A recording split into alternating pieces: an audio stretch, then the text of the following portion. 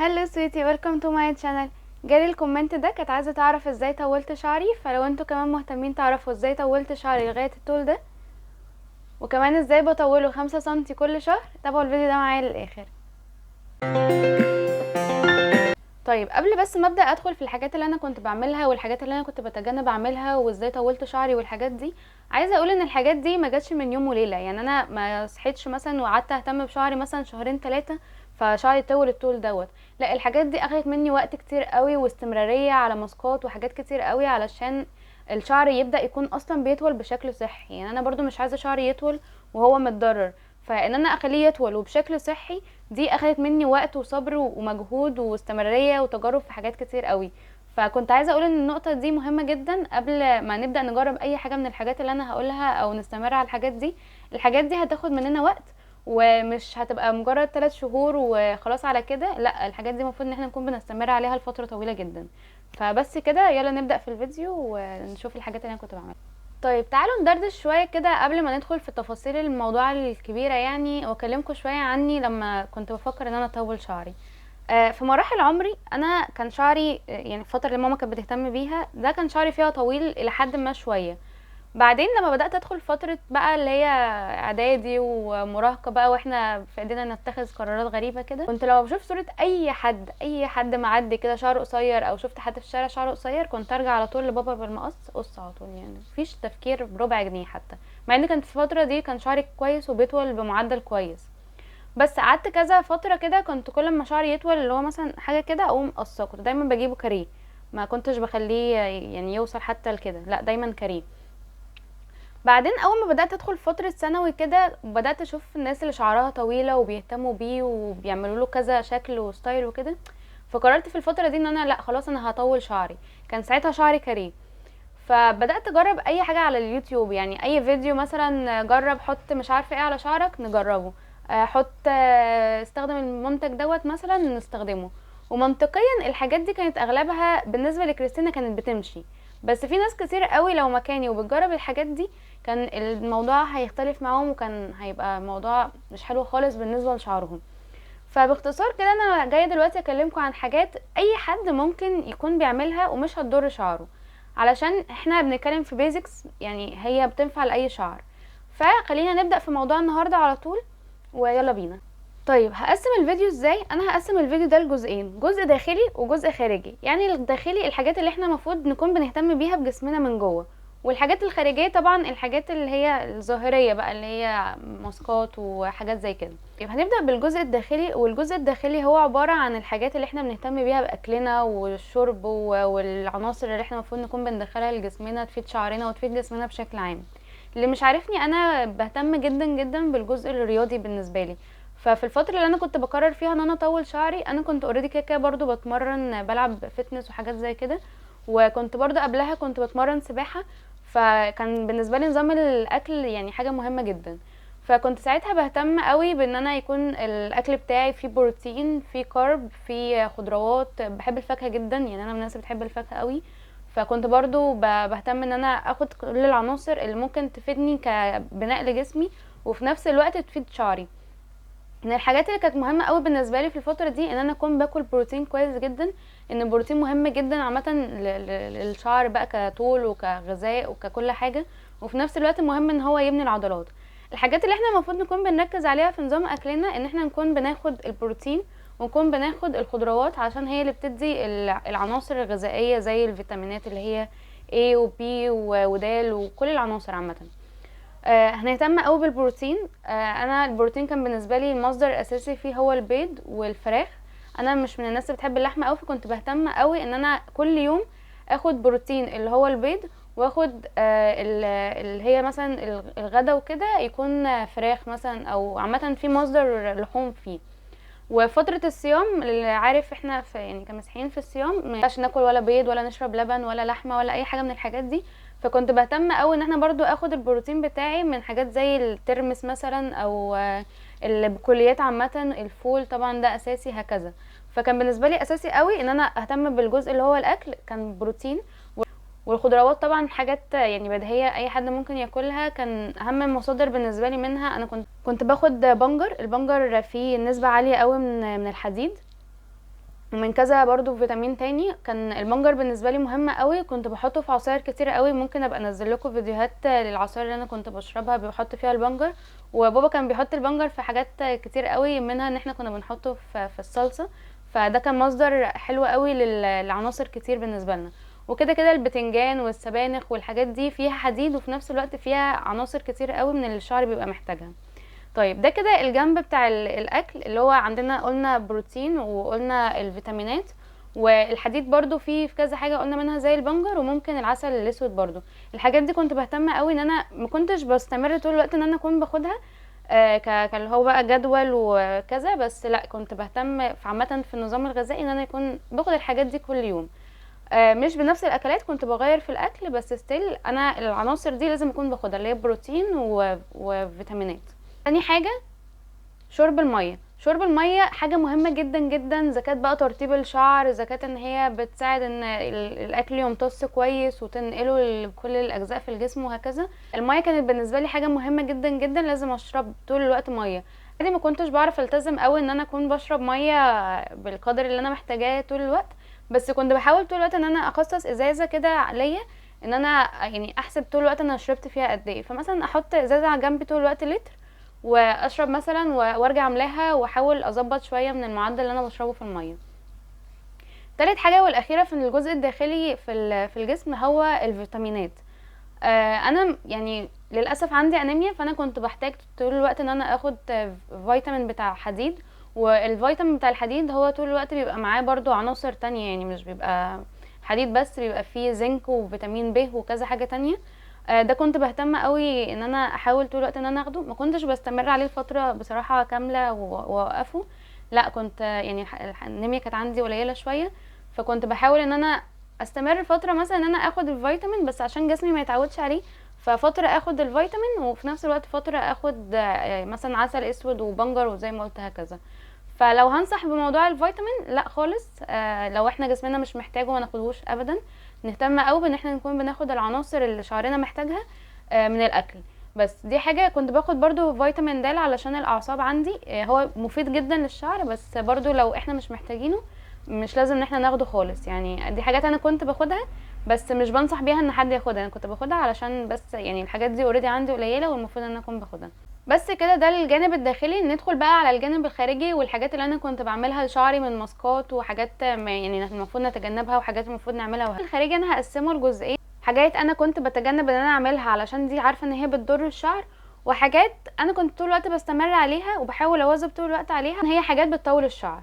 فاول حاجه عندنا وحاجات انا كنت بتجنب ان انا اعملها علشان عارفه ان هي بتاذي الشعر. اول حاجه ان انا اكون بستخدم اي برودكت عندي غلط، يعني مثلا في ناس بتحط البلسم على فروه الراس، ودي حاجه بتسد المسام بتاعه فروه الراس، وبالتالي بتعمل بقى مشاكل قشره وتساقط، وطبعا لما المسام تكون مسدوده يعني هتعمل مشاكل كتير، منها طبعا الشعر مش هيطول وهيقع. فاول حاجه كنت طول الوقت بتجنبها ان انا اكون بستخدم اي برودكت غلط، فكنت بدور طبعا كتير قوي ان انا اكون بستخدم الحاجات دي بشكل صح. فتاني حاجه المفروض ان احنا نكون بنستخدم البرودكت بتاعت شعرنا مناسبه لشعرنا، فقلنا اول حاجه نكون بنستخدمها صح ونكون اصلا مناسبه لشعري. تالت حاجه ان انا اكون بغسل شعري بمعدل زياده عن اللزوم، انا بغسل شعري بمعدل مرتين في الاسبوع، ده اللي شعري انا بيحتاجه. انا فروه راسي يعني عاديه ولا دهنيه ولا جافه، لو دهنيه المفروض ان احنا طبعا بنركز مع شعرنا، بنشوف اللي هو مثلا لو انا احتجت خلاص بدأ شعري زيت وكده خلاص بغسله، لكن لو هو محتاجش فانا مش بغسله. بغسل شعري لما بحس ان هو محتاج يتغسل، لكن مش بغسله اللي هو يعني اللي هو حاسس ان انا مثلا حران فاقوم غاسله شعري. الحاجات دي بتضر الشعر ان هو مش بيلحق يطلع الزيوت اللي الشعر محتاجها علشان يتغذى. فتالت حاجه ان احنا ما نغسلش ابدا شعرنا زياده عن اللزوم. وده ينقلنا للنقطه رقم 4، وهي ان احنا بننسى نرطب شعرنا. بعيدا عن ان انا بستخدم حمام زيت قبل ما بغسل شعري، وبعد كده بحط له بلسم، ولو مثلا هعمل حمام كريم وبعدها بحط سيرم وبديل زيت وهكذا، فبرضو قبل ما انام دايما كنت لازم ان انا ارطب اطراف شعري من تحت، علشان ما يكونش هو بيطول من فوق وشعري بيقصف من تحت، فبالتالي اضطر ان انا اقص التقصيف ومش هحس دايما ان هو كده بيطول. فكنت طول الوقت قبل ما بنام باجي في اطراف الشعر كده واقوم حاطه عليه اي كريم اي بديل زيت اي حاجه، المهم ان هي ترطب الشعر من تحت. وده برضو ينقلني للنقطه رقم 5، وهي ان انا لما باجي انام ما بشدش شعري ابدا، او عامه في اي تسريحه انا هعملها ما اكونش شاده شعري. يعني انا لما باجي انام بقوم لما شعري كده ضفيره واحده من ورا، واكون موسعاها من هنا كويس جدا علشان الشعر يكون مرتاح ما يكونش مشدود. وبرده لو هعمل اي تسريحه عامه ما اكونش مخليه الشعر مشدود. يعني انا هنا انا شعري برضو مش مشدود، طول الوقت يكون الشعر مرتاح علشان الشدة دي ولا هتخليه يطول وفي نفس الوقت هيكون بيقع. سادس حاجة والاخيرة ان احنا نكون بديهيات، طبعا بنستخدم حرارة. الحرارة تخلي الشعر يتقصف من تحت، فبالتالي هنضطر طول الوقت ان احنا نقص اطراف شعرنا، فمش هنحس ابدا ان هو بيطول. دي كده الحاجات اللي انا كنت طول الوقت بحاول ان انا اتجنب ان انا اعملها لشعري علشان هي بتضره ومش هتخليه يطول، وفي نفس الوقت بتأثر على حاجات تانية بقى زي التساقط والقشرة وهكذا. فالحاجات دي المفروض نتجنبها. طيب ندخل بقى في الحاجات المهمة والحاجات اللي انا كنت بعملها علشان اطول شعري. اول حاجة كنت بعالج دايما اي مشكلة عندي في شعري اول باول. يعني لو كان عندي تساقط او عندي قشرة او عندي الحاجات دي كنت طول الوقت بهتم ان انا اعالجها قبل ما اكون بركز على ان انا اطول شعري، لان شعري عمري ما هيكون بيطول وانا عندي مثلا قشرة وجفاف وتساقط والحاجات اللي زي كده. فكنت في الاول بهتم ان انا اعالج الحاجات دي. مش عارفه اتكلم في الفيديو دوت عن ازاي كنت بعالج الحاجات دي، اكتبوا لي في الكومنتات وانا هتكلم لكم في الفيديو في فيديو منفصل عن الحاجات دي. تاني حاجه ان انا كنت بعمل دايما ماسكات لشعري. الماسكات كانت هي اهم حاجه ساعدتني ان انا اعالج طول شعري. في اول الفيديو كنت كلمتكم عن ان انا كنت بجرب اي حاجه وان الحاجات دي كانت بالنسبه لي كويسه، بس مش اي حد ينفع معاه الموضوع دوت. موضوع الماسكات باختصار وزي ما كلمتكم في الفيديو اللي فات، اللي ما شافوش يروحوا يشوفوا هنا، كنت بكلمكم عن الماسك بتاع البيض. وقبل ما اتكلم عن الماسك قلت لكم ان الناس بتتقسم لنوعين في موضوع الماسكات. الناس اللي بيبقى شعرها محتاج ترطيب والناس اللي شعرها بيبقى محتاج بروتين. انا كنت من الناس اللي شعري كان محتاج ترطيب، فالموضوع الماسكات اللي انا كنت بجربها كان بالنسبه لي كويس لان هو ما كانش بيضر لي شعري. طب ليه ما كانش بيضر لي شعري وممكن يضر شعر ناس تانية؟ لان انا وقتها كنت بجرب الماسكات اللي هي محتاجه زيوت. كان في فيديوهات كتير قوي منتشره يقعد يقولك جرب زيت الخروع ده بيطول الشعر، جرب خلطه السبع زيوت ومش عارفه ايه، ويبدا يرسلك الزيوت اللي انت المفروض تحطها. الموضوع ده كان بالنسبه لي كويس لان زي ما قلت انا شعري كان محتاج ترطيب.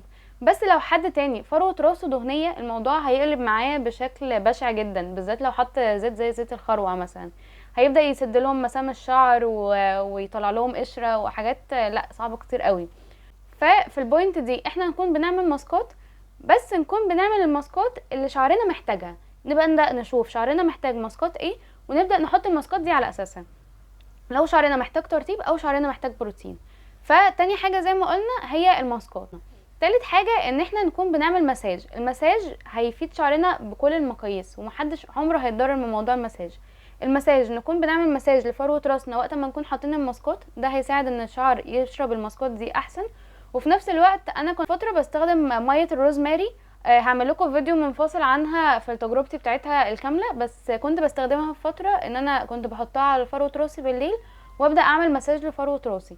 الموضوع ده يا جماعة كان تحفة بطريقة مش طبيعية، ومية الروزماري تحفة بجد. فتالت حاجة ان احنا نكون بنعمل مساج لفروة راس. رابع حاجة ان انا كنت كل يوم بالليل لازم ارطب شعري. كنت بعد ما بحط مية الروزماري دي على فروة راسي واعمل مساج كنت بجيب بديل زيت وابدأ احطه على اطراف الشعر علشان اطراف شعري ما تبقاش متقصفة.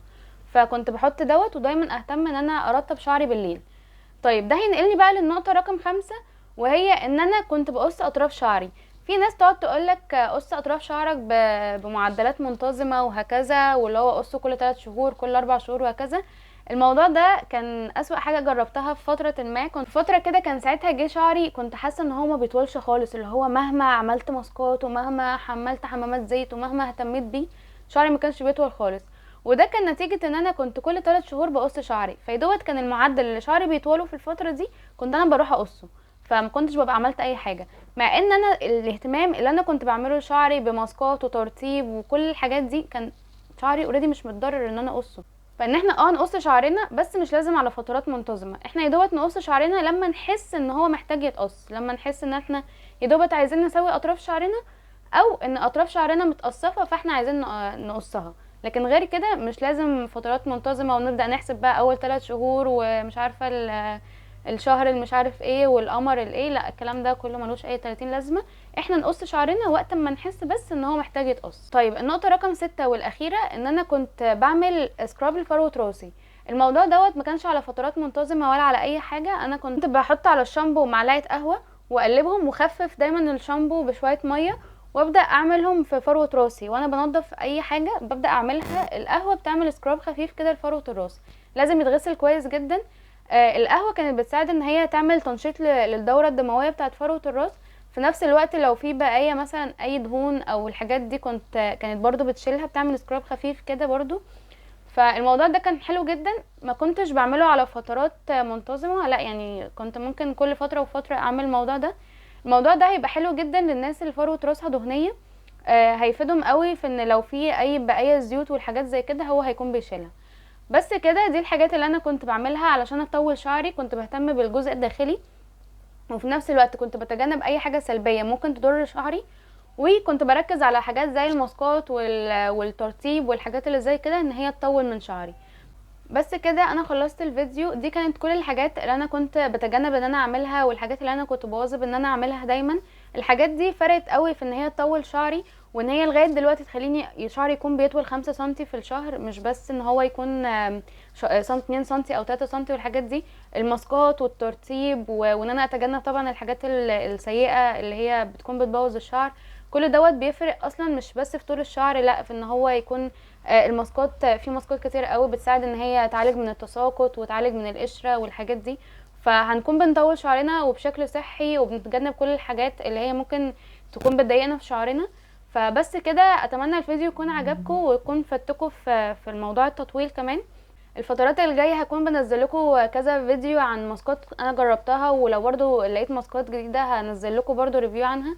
وانتوا لو عندكم اي ماسكات حابين ان انا اجربها اكتبوها لي في الكومنتات، وانا هجربها واعمل لكم ريفيو كامل عنها. بس كده، اتمنى الفيديو يكون عجبكم. متنسوش تعملوا لايك وشير وسبسكرايب، وتفعلوا زر الجرس عشان تتابعوا كل الحاجات اللي انا هنزلها اول باول. وتابعوني على الانستجرام وعلى تيك توك، في فيديوهات كتير قوي بنزلها هناك، بس مش بعرف انزلها هنا على يوتيوب علشان يعني بتبقى مدتها قليله وكده. وبس كده، باي.